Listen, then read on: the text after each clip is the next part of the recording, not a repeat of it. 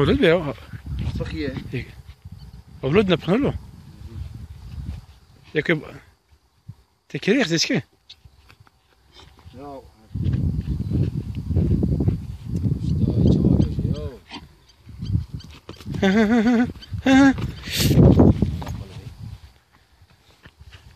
جماعة تسوي شرجاكي من شهر حبيت تجي لا لا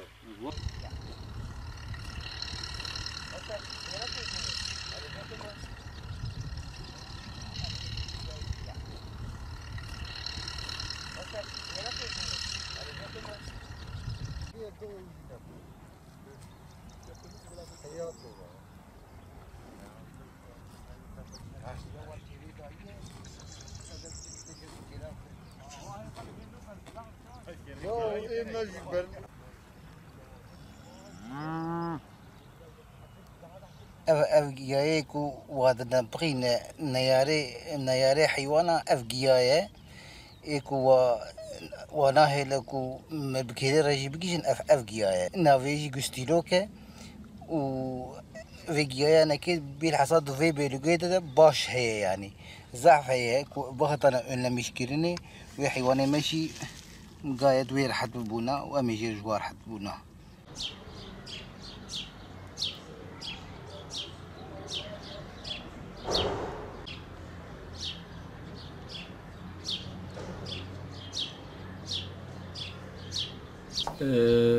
İlimizde özellikle Balpınar köyü ve Oymataş o bölgede yaklaşık 18 hayvan ölümü gerçekleşti.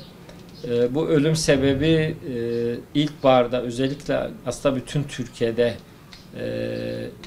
rastladığımız, aşağı yukarı her yılda rastladığımız hayvanların sabah erken saatte meraya bırakılmasıyla beraber merada bulunan özellikle baklagil grubu otlardan üçgül, yani daha çok üçgül ve benzeri baklagil grubu otların ıslak olmasıyla beraber hayvan tarafına yediğinde hayvanda bir şişkinlik meydana getirmektedir.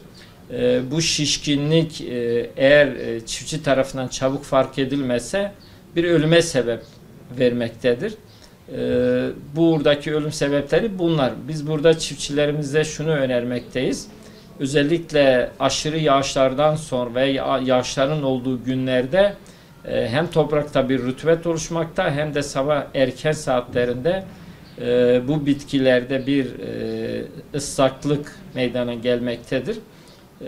Bu özellikle böyle günlerde hayvanların erken saatlerinde meraya salınmaması, mümkünse merayı bir kontrol edilerek merada bir otlar üzerinde bir su veya bir nem birikintisi varsa geç saatte mera bırakılması, eğer bu tedbirde buna rağmen de hayvanda bir şişkinlik meydana geliyorsa bununla ilgili de böyle mevsimde özellikle ilkbahar mevsiminde veya böyle yağışların olduğu bu Mart-Nisan aylarında çiftçilerimiz hayvanlarını çok sıkı bir şekilde ve eğer hayvan merada serbest bir şekilde salınıyorsa çoban varsa çoban tarafından da hayvanların dikkatli bir şekilde takip edilmesi, böyle bir şişkinlik fark ediliyorsa piyasada bu iş için ilaçlar var. Çiftçilerimiz veteriner hekimlerden bu ilaç isimlerini alarak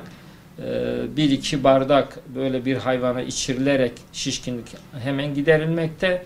Ya da sonda dediğimiz piyasada aslında çok da ucuz bir maliyete satılan, belki 15-20 TL gibi ucuz bir maliyete satılan sondaları da hayvanların karın bölgesinde bir yere batırarak o şişkinliği alınabilir. Bazı yerlerde suda uygulaması yapılmakta.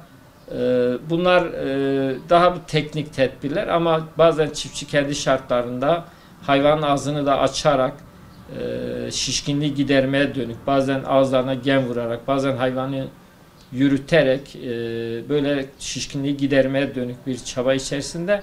Ama burada asıl olan ilaç ve sonda gibi daha ucuz, daha bilimsel, daha çabuk sonuç almaya dönük tedbirlerin alınması daha doğru olmaktadır.